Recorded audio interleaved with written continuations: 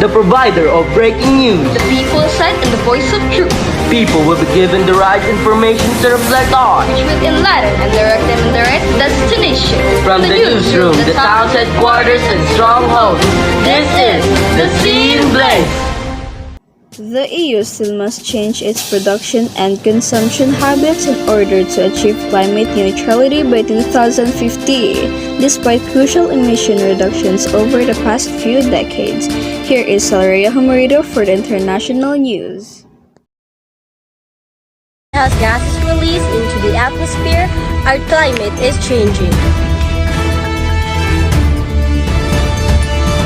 Significant emission reductions over the past few decades, the EU or European Union still has to change its production and consumption patterns in order to become climate neutral by 2050.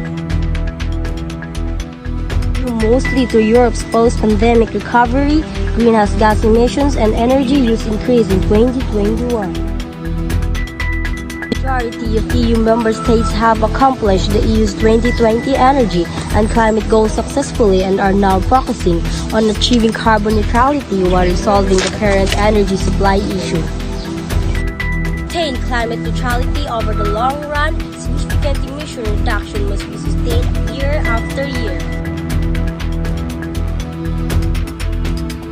European climate law raised the 2030 reduction goal to at least 55% net reductions in greenhouse gas emissions from 1990 levels.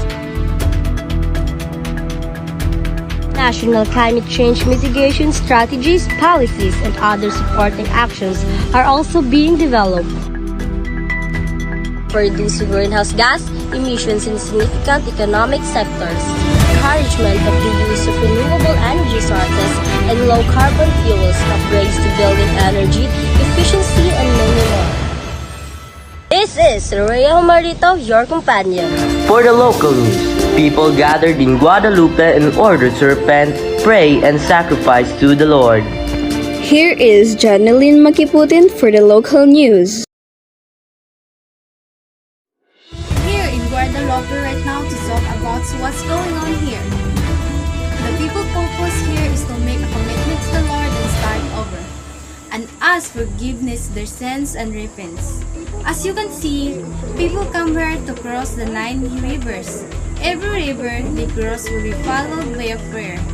And at the deepest point of the 9 rivers, you can see the church where they pray also.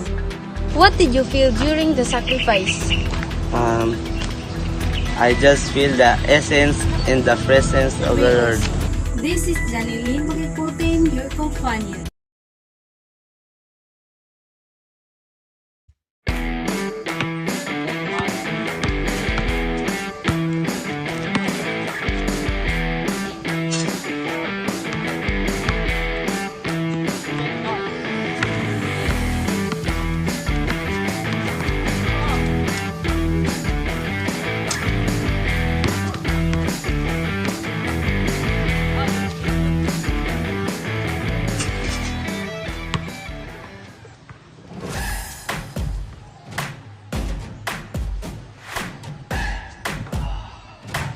What are you drinking? Oh, it's cold.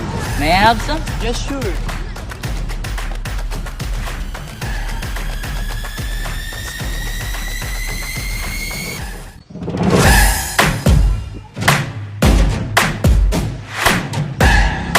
It's so refreshing. Yes. Thank you.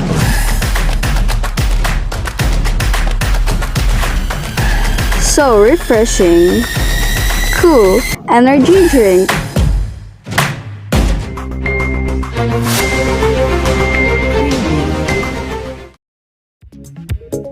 South Korean actor Lee Jung-suk reunited with his Filipino fans in an intimate fan meet-up on April 16 at the Filipino International Convention Center after 5 long years. Here is Maria Cleofi Cavasa for the showbiz! Hey! After 5 long years, South Korean actor Lee Jung-suk reunited with his Filipino fans in an intimate fan meeting on April 16 at the Philippine International Convention Center. His last visit to the Philippines was in 2018 for a fan meeting called the Jongsok Fan Meeting Tour Cup in Manila, which was held at the Smart Araneta Coliseum. And actress Denise Laurel served as the host for the Jongsok's fan meeting.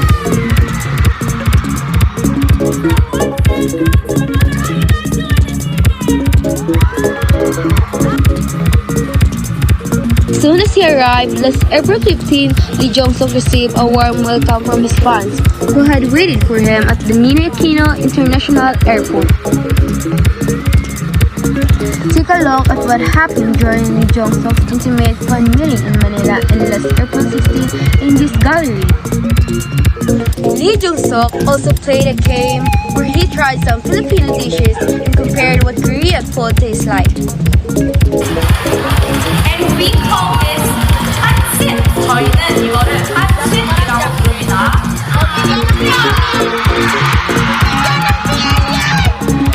There were lucky fans who had a chance to hug and take photos with Jong-suk on stage. This is Maria Cleo Vicabasa, your Cheka Dora! For the sports, PBA players and teams are implicated in an affair involving a Singaporean businessman and fixing matches.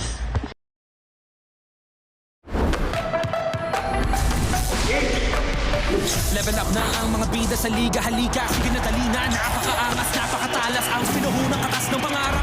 The Philippine Basketball Association, or PBA, is set to launch a probe after a Singaporean was charged for allegedly bringing players to fix the result of PBA games. Singapore Straits Times reported that Koh Wee Kwan, who is changed in Singapore, reportedly attempted to manipulate games in the PBA and between April and July 2018.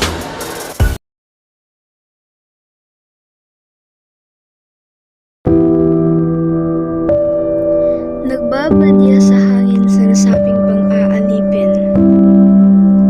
Nag-aasam ng kalayaan sa mundong kay sakim-sakim.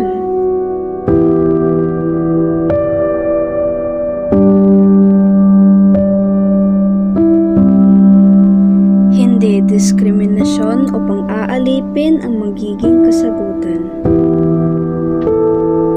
Tratuhin natin ng pantay-pantay ang kababaihan. Sa dami-daming hamon na dumadayo sa kanilang buhay, nakuha ba din nilang bumangon at patayuin ang luhang pinamumunuan ng lumbay? Gumamit ng mapayapang paraan upang makamit at mayakap ang tinatawag nilang kalayaan. Makasaysayang pangyayari na nagpupumigla sa tagpapatunay na ang kababaihan ay mayroon ding kakayahan sa mundong kasarinlan. Suspended in the air, I hear myself breathing, hanging by a thread. My heart is barely beating. I haven't fallen yet, but I feel it coming.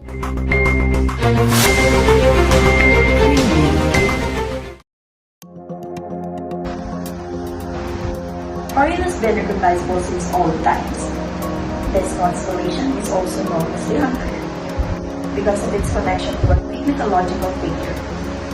This represents the mythical Hunter, who is frequently depicted on character maps as defacing the cause of Taurus. Because pursuing the Pleiadian sister, represented by the famous open clusters, or chasing after the rabbit with his two hunting hounds. Implied by those two close constellations comes Gilligan's Child. The constellation's Orion has its roots in Gilgamesh, and the figure from ancient Babylonian mythology. Sumerians cited the use of figure defeating the bull of paradise, which was symbolized by the bull. They named the Orion Uruana, which implies the brightness of heaven. And for the bull is Gudana, or the cause of Eden. This is Tracy Pacquiao. Now that you know the history behind constellations, long as they know. The provider of breaking news. This is the Scene Blaze. Good day, Philippines. Thank you for watching.